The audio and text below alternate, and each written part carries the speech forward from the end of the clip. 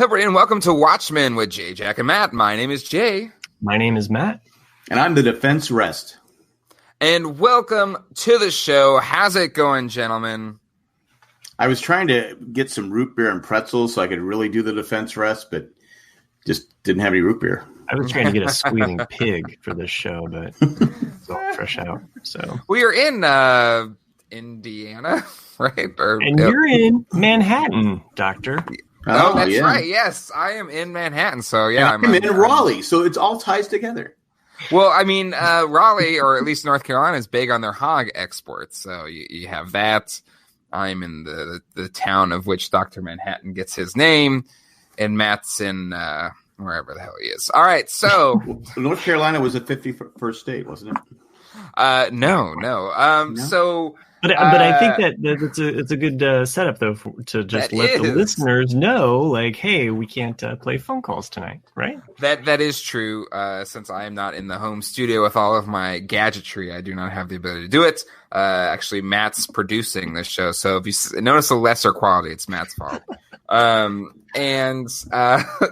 anyway, having watched this episode in my hotel room, and I'm just kind of blown away. Like, there was just so much in this episode, and the kind of the reveal at the end. And I know, as we were getting ready to record this, Jack did his classic, well, I knew it was going to be Cal, which, I did as well. And when she was doing the thing in the elevator, if you knew before then I think it's impressive. But I was actually thinking that when they were talking about it, though. And then you had, what is that? Of course. When they were talking, they mentioned Cal. I go, it's probably Cal.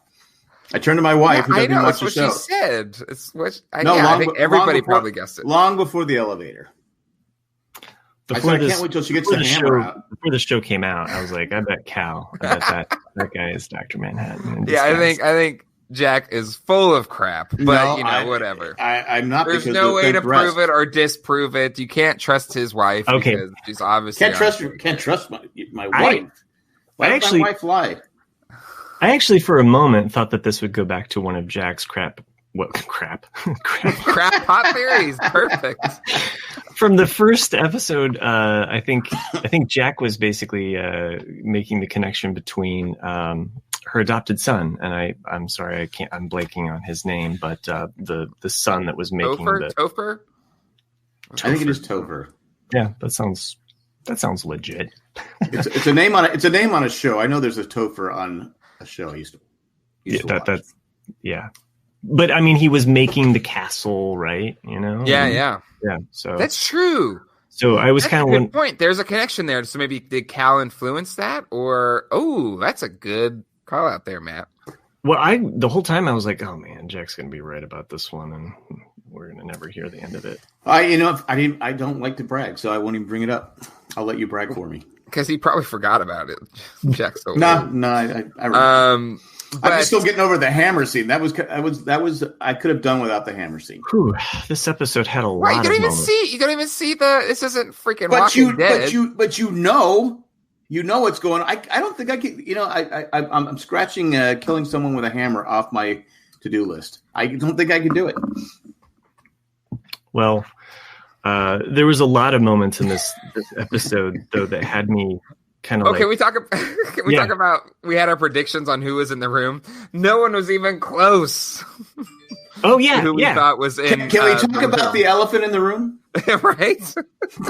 So I never would have. I'll be honest. I didn't guess. Well, nobody was close. Just before she went in, I went to my wife and said, "It's an elephant." Sure. There's no way Cindy's coming on this to back that up. Was this like a transfusion to make her more Republican, or what? Actually, I said, yeah, that's what I think. That's where I got elephants. Okay. They're great memories. Elephants need like oil and stuff like that. They're always so wrinkly, lots of cracks. Their skin. That's your observation. That's what I've always noticed about elephants. Listen, there is something, or at least like scientifically, that elephants have similar, like brain development, cortex, whatever. Lady True is super intelligent. We learned that, right? Also, she is obviously Ozymandias's daughter, right? I think that one was also kind of telegraphed for us in this episode. Did we all come to that conclusion? Yes, and she's also conceited. As her father is as well. No, I think that's a great connection, because the fact that throughout the comic, I mean, Ozymandias always has, an Asian helper, basically. So, I mean, he does. So, but she says it. She says, "I want my mother there, and my father will be here soon as well." So to me, that was like telegraphing that it's going to be Ozymandias that she's going to bring back out. That's why I think he thinks he doesn't give a crap about this year-long trial. That how much evidence could be brought up in 365 days? Yeah, 365. Well, unfortunately, you have all those clones, right? Sure, and here's the other thing. While he's been incarcerated, I guess, are they being pulled out of the water? Yeah, are those just little babies just they eventually crawl out? I don't know. How does that work? You keep them in. You keep those babies in there long enough, they turn into Yoda. So, before we get any further into this episode, I do want to thank people that make this show possible. Our patrons over at patreon.com/Jay and Jack. If you'd like to become a patron today, head on over to jayandjack.com and click on the Become a Patron link today. Whether you give $1 or more a month, all of it makes these shows possible. I did want to say, when the first started, did you think you were watching Watchmen or Rocky IV? I don't know where you'd get Rocky IV. I was living in America. That is the James Brown song from. I always think Eddie Murphy. Let's dig into that a little bit, because this one had, it opened with that kind of VHS, that tape store, and it kind of brought us up to speed with, Dr. Manhattan, the aftermath of the end of the war in Vietnam, and Mr. Manhattan winning, and Dr. Manhattan winning, and then the 51st state. And it really kind of, while it was telling Angela's backstory, also kind of caught us up to some more of this kind of greater Watchmen mythology, which I thought was a really kind of, again, this show, this season has just been brilliant in terms of its writing, that it's, telling these individual stories while also expanding the Watchmen universe. And this was just another, great example of how well this show has done it this year. And I really like how they interwove that kind of Watchmen backstory and everything that happened there, but then tying it in directly to Angela's story, which was just like that huge kind of, mind exploding reveal at the end of the episode. But thoughts here on kind of Angela's backstory and how it relates to Saigon, and also how all interspersed with Will Reeves. It was so well done. Like, it was just perfect. Well, do we know what year? Because when she's 10, I'm assuming that the reason they're playing that song is the year that song came out. She was born in 76. So 76. So 10 years, so 86. I think that's when Rocky IV came out, I believe. I could be wrong. So it's kind of tied. I don't know if it's directly tied to Rocky IV. I think it's just a song. It probably makes sense for what it is. But it is. It places it in that time frame, which I think makes you sense. have VHS, and she's very and she's very observant. Plus, if she's paying attention to what's going on. 40-ish something, 86, that was 30 some odd years ago, 34 years ago, 33 years ago. Give or take a year or two. It could be around there. But so that kind of it does tie in with about 10 years after.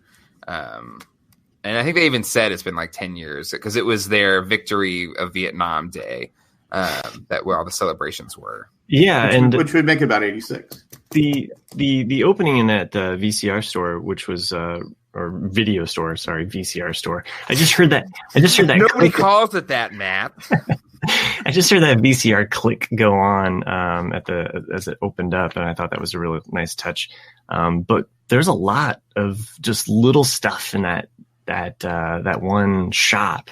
Like all of the posters and the other movies that we got to see, like Trunky, and there's one called Tusky, and there's some other ones that she should not be renting or checking out. They were in the same section. I'm like, aren't they supposed to have a special section where those movies are supposed to be? I'm trying to remember back in the day. Yeah, but see, we're also in Saigon, so perhaps that is the English. State.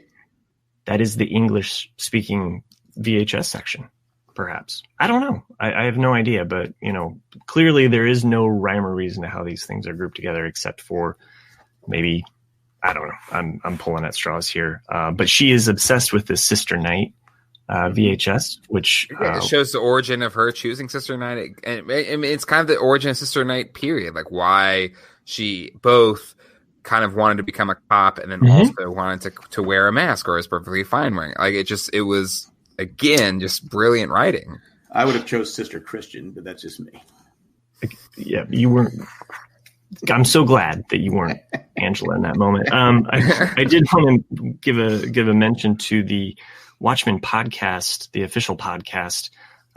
There are apparently some other podcasts that talk about this show, but this one is the only one that has Damon Lindelof on it. And there was an episode 2 that came out last week in which he talks about this aspect of the origin. And I really like. Don't know what you're writing. You can put it in the private chat, Jack. There's a little. You can just type it out there. Be careful, gentlemen.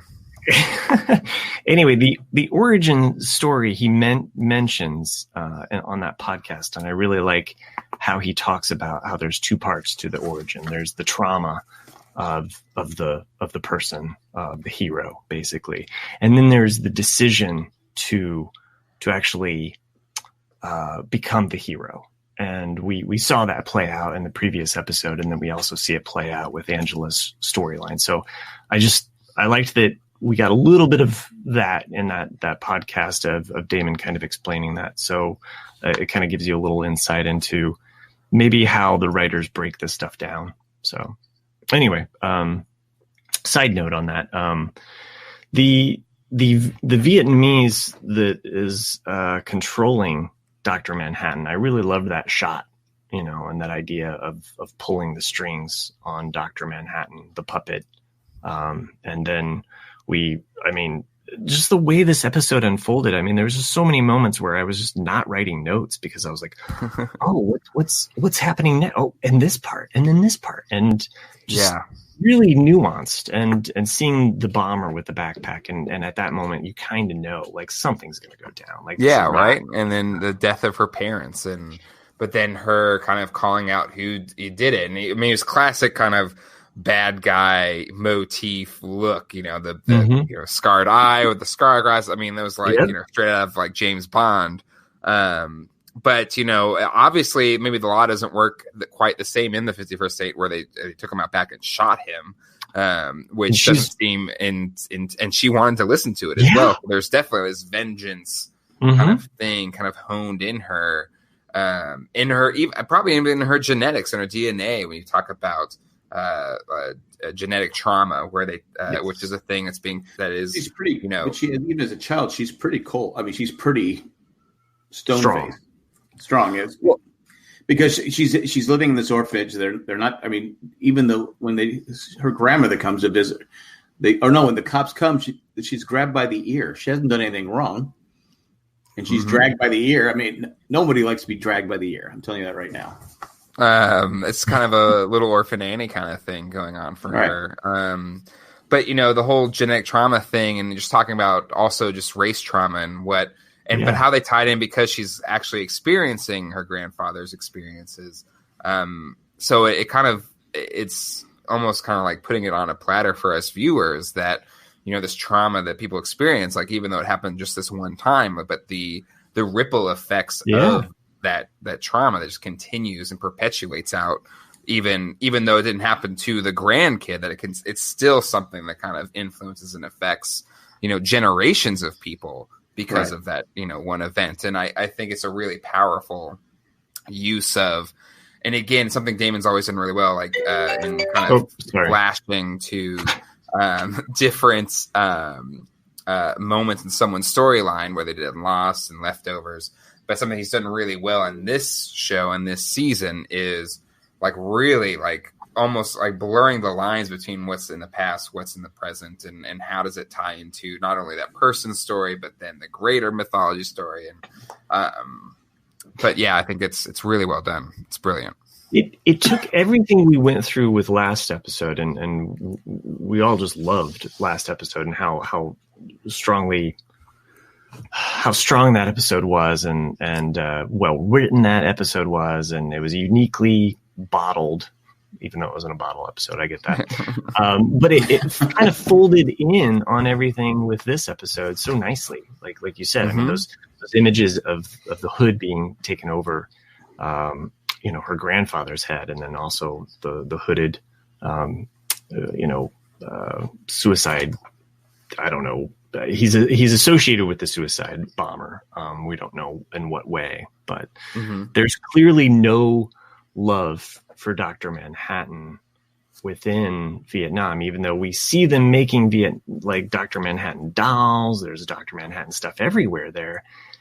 There's a scene that shows like what would happen, right? If you occupied or maybe indoctrinated this, and you see probably the closest equivalent is Hawaii, where the U.S. essentially supplanted the local government and then turned it into a state. But there absolutely is just cause and a movement to be like, you basically took over this land without and basically kicked out our monarch, our king or whatever.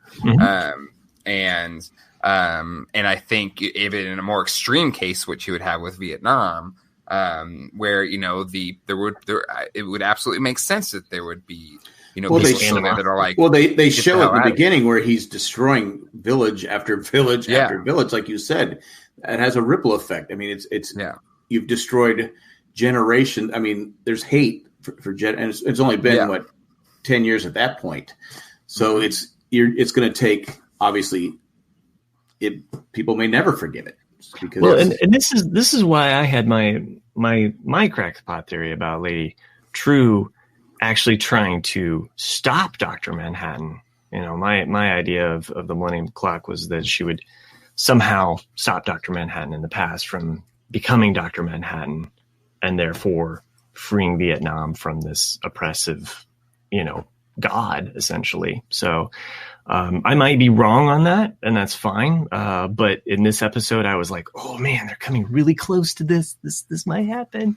Right. And it's a good call out, though, because, with Senator Keene unveiling the kind of 7th Cavalry's dastardly plan to then turn them all into Dr. Manhattans, essentially, which I just say Agent Blake, like probably one of my favorite characters in this show, just like how she's like, Are we really going to do the bad guy, spiel? Like, it's fine. She just doesn't give a crap. Yeah, and I love her for that.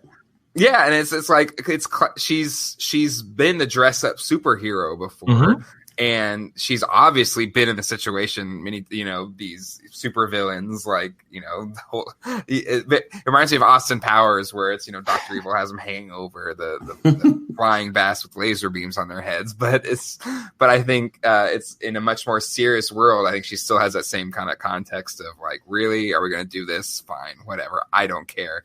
But that reveal is interesting, but I also think it's a really good call out, Matt, that it would be a very compelling story to kind of Dr. Manhattan, where maybe he becomes human again. I think that would be a really compelling story, maybe something into season 2. So I think that's a really good. So you think that Matt's going to be right? I think it's a compelling story. Like, to me, that's compelling. I'd want to see that. I think it'd be interesting to basically, de-god a god. But if they do, so you're saying that they're going to go back and eliminate Dr. Manhattan, so Vietnam never, or just change, or take away his. If you took away his power and him becoming a god, then Vietnam is not the 50th state. Exactly. 51st state. So where's Angela born at? What happens to Angela? Well, we don't know, but I mean, from the Vietnamese point of view, I mean, they don't like Dr. Manhattan. I mean, I understand that, but then that's also going to cause a ripple effect, because anytime you change, anytime we've learned. Sure. We've learned from Back to the Future. Anytime you change time. Well, there's Back to the Future, but there's also Endgame, I think, kind of changed the game in terms of time travel. I won't get into it in case you haven't seen it yet, but it's been a minute. I'm sure like everybody's seen that movie, but whatever. But I will also say that the Watchmen timeline and the current, like our current real timeline, was very similar until the creation of Dr. Manhattan, right? So the ability for Dr. Manhattan to be a nuclear deterrent, to win the war in Vietnam, is what allowed, Tricky Dick, Richard Nixon, to continue to be president, and kind of let all these kind of things cascade after that. So if you change Dr. Manhattan becoming this, God that's on the side of the U.S., basically being a true Superman, right? Like that's, the fact that's what they said, this immigrant alien was basically like fought for the American way. That's a great other comic. Maybe you've read it, Matt, the one where what if Superman, instead of landing in America, landed in the Soviet Union? What would change? Red Sun series, which again is a real what would have been different, right? If Superman wasn't on the American side. I do think Superman would have been a jerk, right?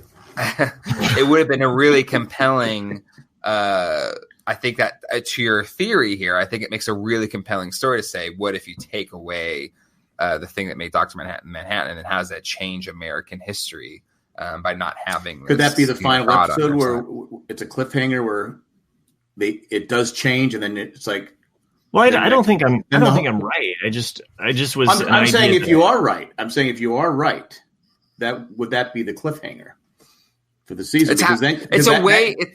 Because that gives you a whole new storyline next year. It's a way, and also gives you 6 months of going, not 6 months, probably 8-9 months of going. All right, what are they going to do with there being no Dr. Manhattan? To me, it's a way. It's if Lady True is trying to stop 7th Cavalry's plan. A way to do that is to Dr. Manhattan, right? Because then if he's not the blue guy, then they can't also replicate him or replicate whatever happened to all the rest of the 7th Cavalry. So that's one option. I think there's a multitude of different options 7th Cavalry could be taking that Lady True is trying to prevent. But I do think that is a legitimate option that they could take. Again, there's it's probably not going to go that way, but just knowing that Lady True was from Vietnam, that was something that I was kind of spitballing. I felt like it was getting close to that. Other great things about this episode, and I have to. I know we always jump around a little bit, but there was one traumatic event in this episode that just kind of left me floored. Which the one little piece of hope in Angela's life is her grandmother, right? Oh, I know. Yeah.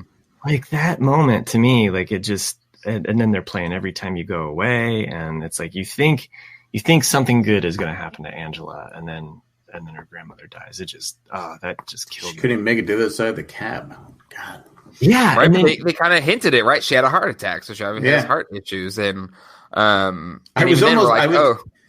was kind of thinking because Angela says she has no family. She always says she has no family, and I go. Well, she couldn't have grown up she probably didn't grow up with the grandmother.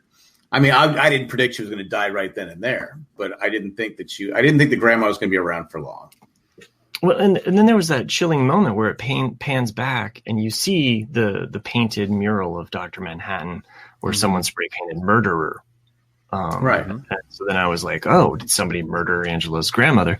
Obviously she had a heart attack. You shouldn't be eating that many cheeseburgers. That burger looked good though. I'm not going to lie. But she should have known better. If you have a heart attack, reduce the red. But she wasn't eating the burger. Okay. It was young Angela. It's a joke. I felt bad for Angela. I felt bad for Angela too because now she has to go back to the orphanage. Oh yeah, totally. I mean, it's like she's got hope. She's going to Tulsa, Oklahoma. She's going to live. She's got family. She gets out of that horrible orphanage, and boom. But you see why she wanted to go to Tulsa, right? Like there's a connection. Mm-hmm. Yeah, right? That's where we're from. Right. Yeah. We got to talk about how Mrs. Crawford needs a newer remote, or the fact that Blake. There's a moment where Blake is doing the exact thing that Keen does to her. Like she's explaining everything to her, and I was like, "Why? Why are you telling her all of these?" I mean, that was like probably the dumbest moment. Yeah, to me, that she would do as a character was also she's clicking at you. Start moving. Yeah, like you have a gun. Shoot her. Yeah, it's comedic and it's funny and it's kind of one of those little moments. But yeah, here I'm gonna throw it out there. Do you think Blake did it on purpose? No. Oh, you mean did she like get caught on purpose to infiltrate the? Because they weren't going to let her in without her, right? So because she didn't move. She was telling everything, even with like, what the hell are you doing with the remote? And she's clicking the remote. I'm like going, that's like from the 50s or 60s. That remote, that clicker. Maybe you're right, Jack. I mean, she had listened to all of. She's not stupid. She's not stupid, and she knew that Judd had something to do with it. So right. Maybe you're right. Maybe it was one way to infiltrate. But I just was like, why are you telling everything? So that was I agree. That was weird. I'm saying, but also, can we talk about episode 5? You're like, okay, is Looking Glass dead? Well, clearly he's not. Yes. Which kind of led into that scene with Blake. But yeah, well, do we know he killed him? Yeah, I think it's pretty obvious, right? Kind of telegraphed. I don't like to assume. And he took one of their masks. So, I mean, that's what. So, all of the people on the floor had a Rorschach mask except one. Save for one, right? Yep. And I think he took that mask because he's infiltrating the. Okay. Oh, so he's going to save Blake. That's what he's going to do. Or he's saving Blake. Well, or him and Blake are working together. Or at the end of the working together. At the end of the episode, we saw the seventh. We saw the 7th Cavalry outside of Angela's home. Mm-hmm. So is he in with them? Is he one of the ones that's going to be, there was a 7th Cavalry, like couple guys watching the house. So I don't know. I mean, either way, he's definitely a wild card. Maybe that was him in the car. Well, I mean, there was a couple there in the car, and that's why I was kind of like, well, maybe one of them's, but who knows? Who knows how he's going to infiltrate? To me, him flipping the 7th Cavalry would be kind of as much of a stretch as Anakin going to the dark side, like in 5 minutes. Spoiler. Sorry, George. But so to me, it makes more sense that he still is conflicted and he's going to save the day either for Angela or Agent Blake while wearing the mask. I think your thought there, Matt, is spot on. So speaking of Rorschachs, Angela got a Rorschach test of trust from Bian. There's that moment where she comes into the to the room there, and she's showing her 2 pictures basically, which I just thought is kind of a Rorschach test. Yeah, kind of. Yeah, I mean, she literally shows her 2 images that are the same, which reminded me of Leftovers. Actually, the woman screaming for some reason. I don't know why. Well, so that's maybe it's my own Rorschach test, but I noticed the difference because one of them she had fists set up with the thumbs out the back, like you're ready to punch somebody, and the other one she had the thumbs kind of pushed up that way, like that, kind of almost like a politician thumbs up.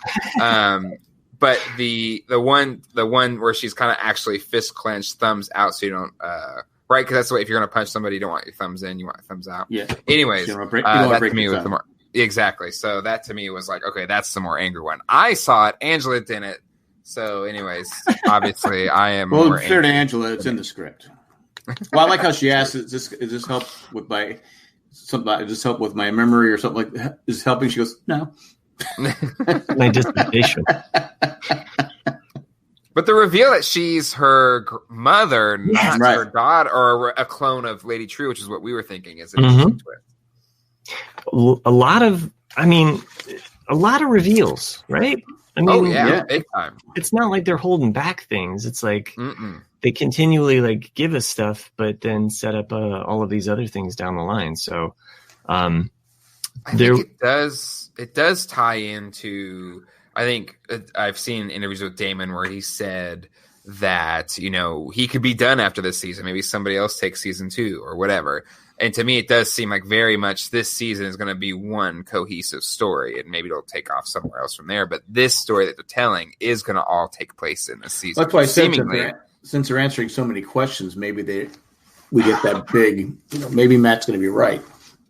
I don't. I think the Doomsday Clock.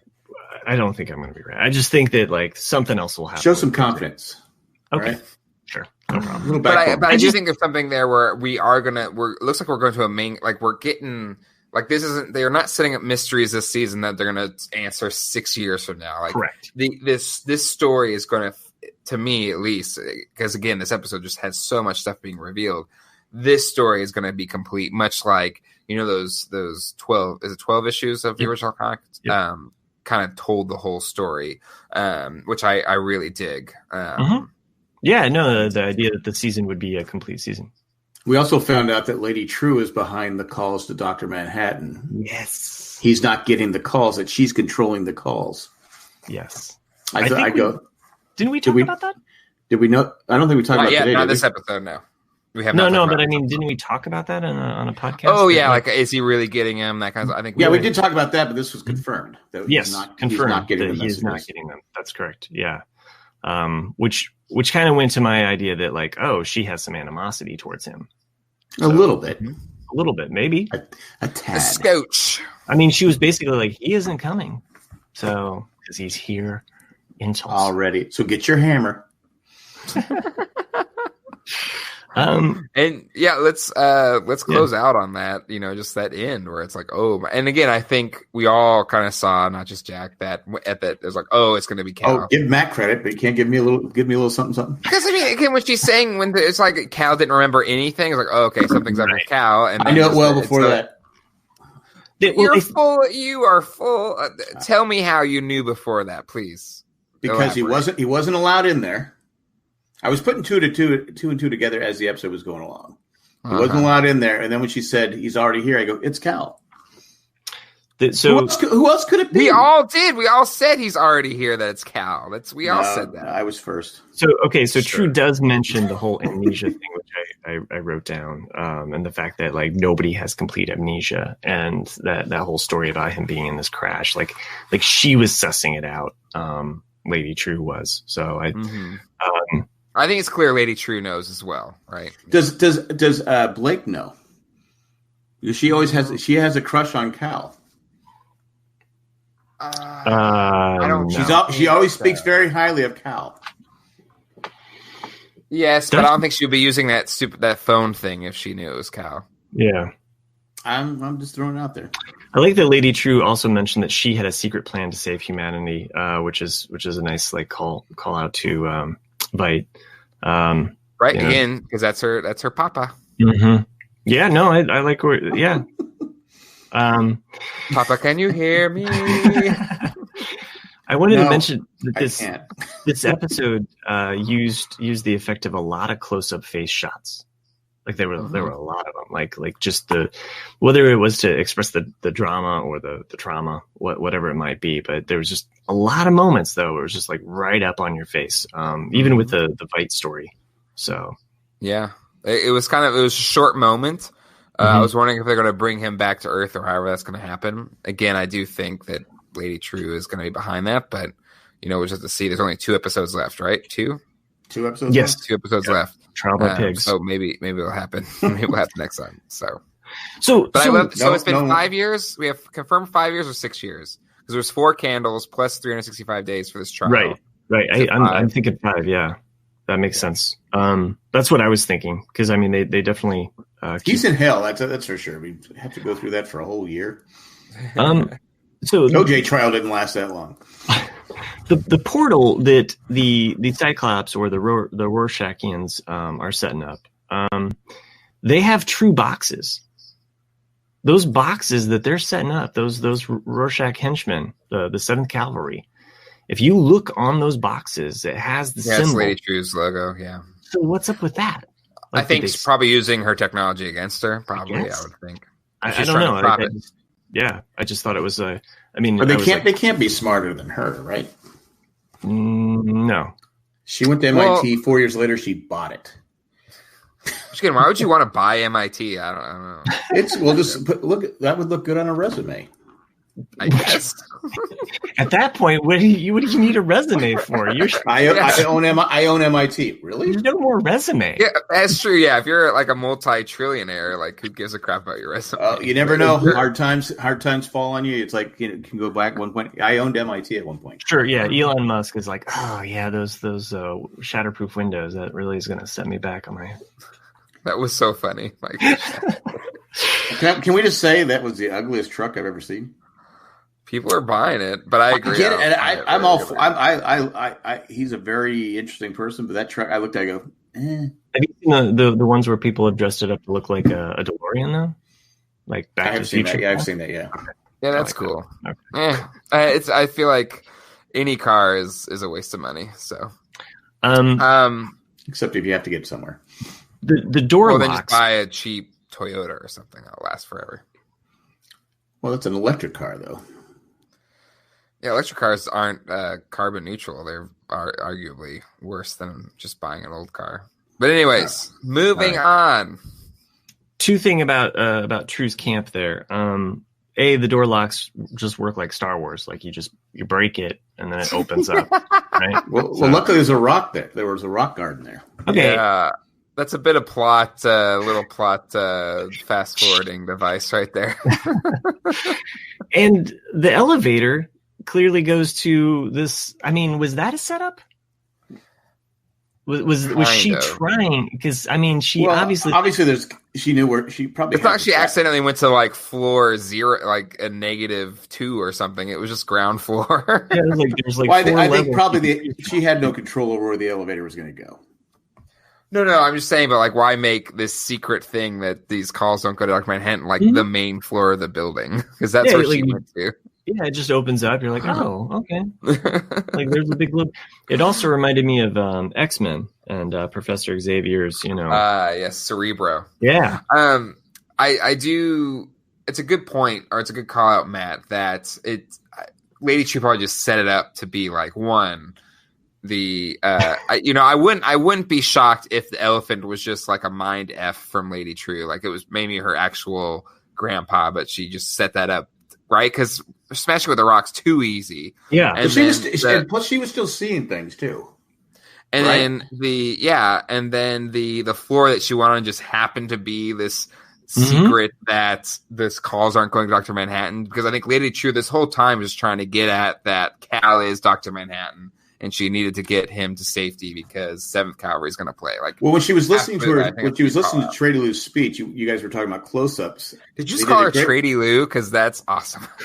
Well, Lady True, whatever her name is, Lady True, when she was doing her speech and Angela was watching, you guys were mentioning she almost looks like she's looking right at Angela. Mm-hmm. Yes, I thought I said that was well done. Yeah, so I think she was watching her the whole time. She knew what was going on. Yeah, no, I mean, there's two things that we can at least say, like, these people are smarter.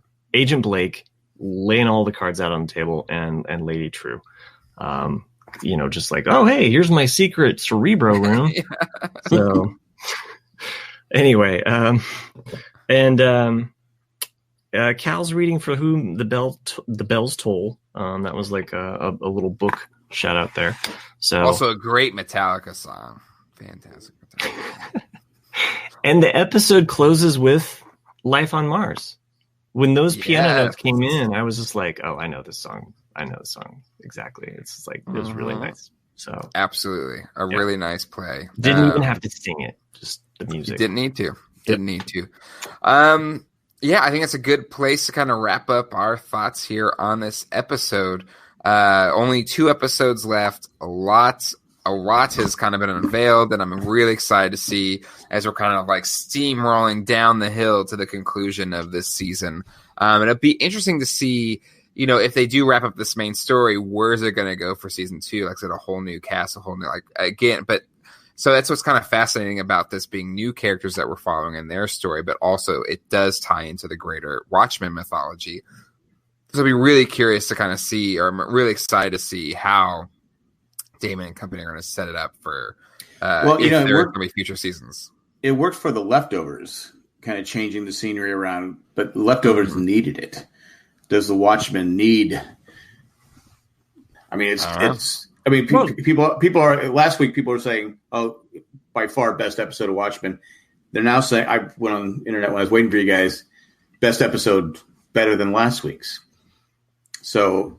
Well, and again, like when I finished reading The Watchmen, and then I also saw the movie, but like to me, it's like this is a great story. Like it's complete, and to me, it doesn't need any continuation. But what Damon and company have done is they've managed to actually do that rare thing in pop culture where you create a sequel series to this beloved original content, and then you are actually able to make something new while also honoring the original thing that you loved, which, I mean, how many times do nerds out there, and honestly, you're all there's a lot of just horrible nerds out there, like, oh, you're killing my childhood, blah, blah, blah, blah.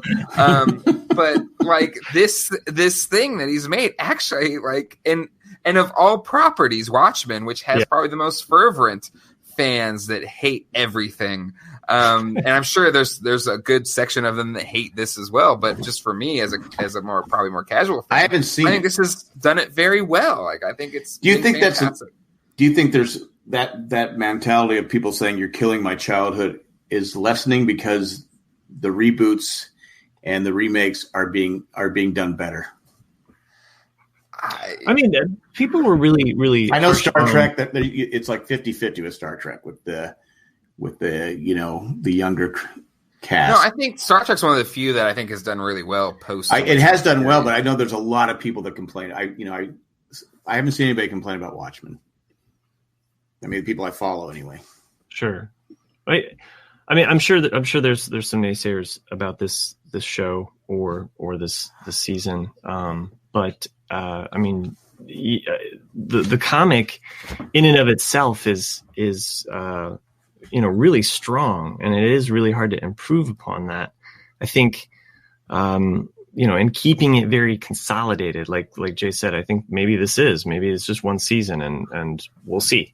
Maybe it's just kind of like. Have they said anything about a second season? No, there's been no. I've heard nothing about a second season. I would think a second season would be already being mentioned. Unless they're just keeping it that tight. Only thing you mentioned is Damon saying like he could just be done after this, and then somebody else can take it after this first season. Yeah, but you think HBO would have been already, because from PR standpoint, you want to keep people's interest and go. Yeah, I mean, they've already talked about the Mandalorian's already filming and other shows. Yeah, but it's different. It's a totally. Yeah, I mean, it's a different property. I mean, HBO's.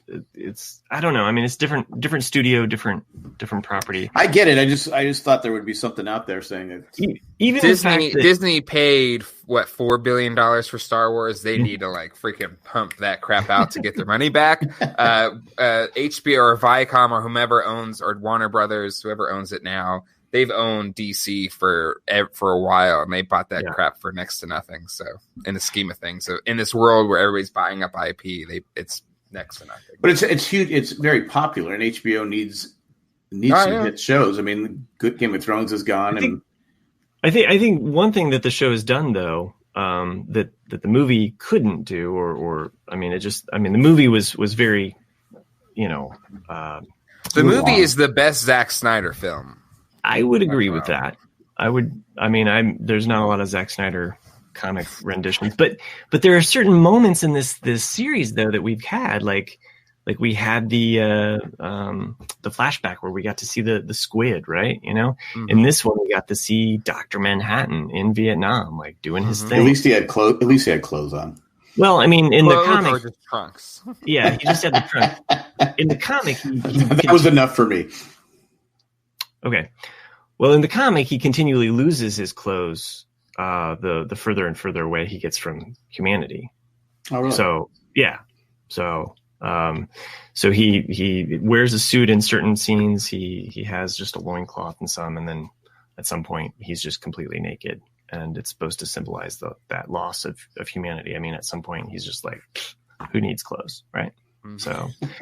I can kill you, so whatever. Well, I mean, that is the thing. I mean, the war could have done that to him as well. I mean, at that point, he just has those V underwear. So anyway, I just wanted to shout out to the comic and the fact that, like, even if you didn't like Zack Snyder's Watchmen, you're getting those nuggets in. It was his best film. So.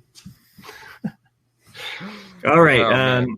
Any emails to we do. So let's take this moment. Any calls? One, that's what we thought about this episode. Now it's time to get into what you all thought with some listener feedback. Before we get into that, we're going to take a quick commercial break. We'll be right back. All right, it is listener feedback time, and while we can't do any calls on this episode, we do have the ability to read emails, which is me reading the emails. So let's pull those up right now. All right, so we have just one email from Ethan. So I hope you guys are ready. I'm strapped in. Hello. Number one, Living in America by James Brown automatically makes any piece of media it's a part of immortal. There you go. Number two, not sure, but this moment and the Mando getting Baby Yoda to stop playing with the controls are probably tied this week. It's all coming together very nicely. I think Adrian is definitely in the statue. Interesting. Have a good week. That's an interesting theory. Yeah. You sure that was Ethan? Ethan, yeah, Ethan. Yeah, that's a pretty good theory. Okay. Yeah, in the statue. So immortalized. Right, because there was that moment they were kind of went from him being there and then like transitioned into yeah. So why not? No, why not? Why not? Well, any other calls, I guess, or emails we'll read on next week's episode. Yes, with only 2 left, get in your feedback, and we record right after the episode airs on the East Coast, so it's mainly just for East Coast people or maybe the people that have the East Coast HBO feed. But please get in your thoughts. But if you don't make it in time for this episode, we'll carry it over to the next one. Yeah, 2 episodes left. And all the patrons that are at that level, they'll get a chance we'll do a live show for the last one. Is that what we're planning? We're doing a live show for our on patrons. StreamYard? Yes. Is that what they call this thing? StreamYard? We're doing a live show. Right by your fat head. No, go the other way because it. And what I forget what level do it? Is it $5 or $15? I don't know. I believe it's 15. 15 for patrons get $15 more a month. You get access to that live streamed episode.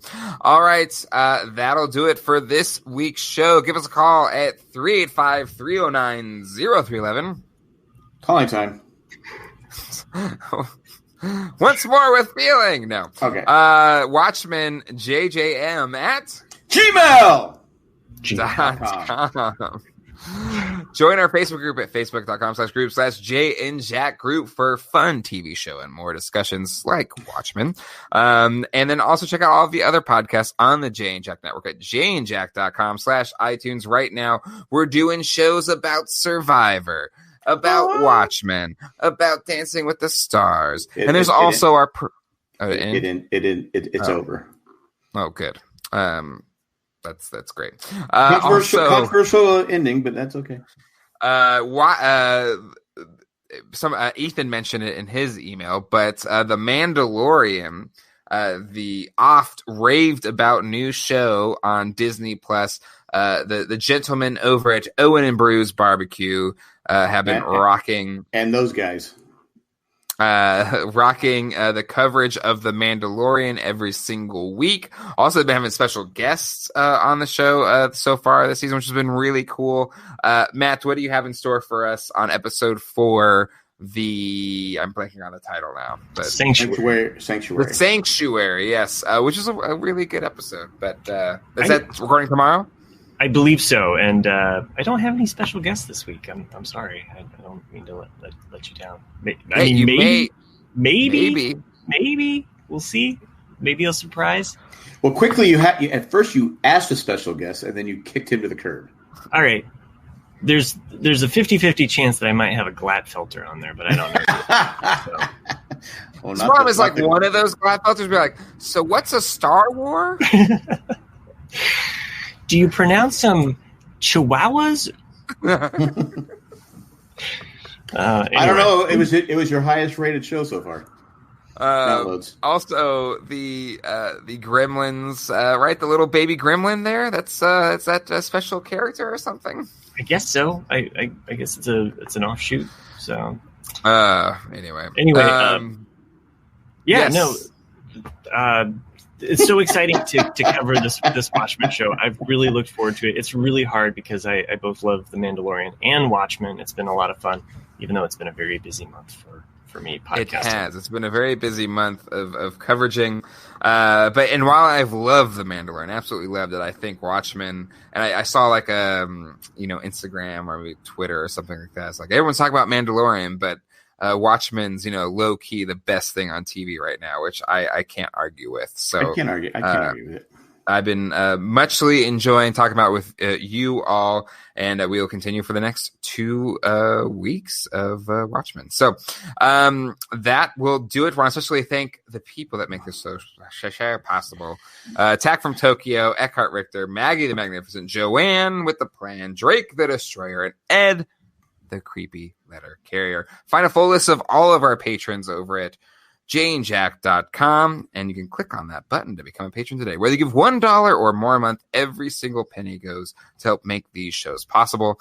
And it is the holiday season. Cyber Monday, we had Black Friday. A lot of great deals on Amazon.com. Use our link, janejack.com/Amazon. It'll be the same Amazon you know and love, but a small percentage of each sale will go to the Jane Jack production fold. All right, that will do it for this week's episode. We'll see you all next week. Hasta luego, and goodbye. Great show, kids. 1 in a million. That is my line. You take it every time, and I make it fun. Yeah, I'm like all like original show, kids. There. 1 in a million. No, that's garbage. No. Thanks a lot, Treaty. Thanks a lot, Treaty. Yeah, come on, Trady Lou. Let Matt have his line. Trady Lou. All right, let's do it again. Matt, go ahead. Great show, guys. 1 in a Trady Lou. That's what I was going to say. That was great.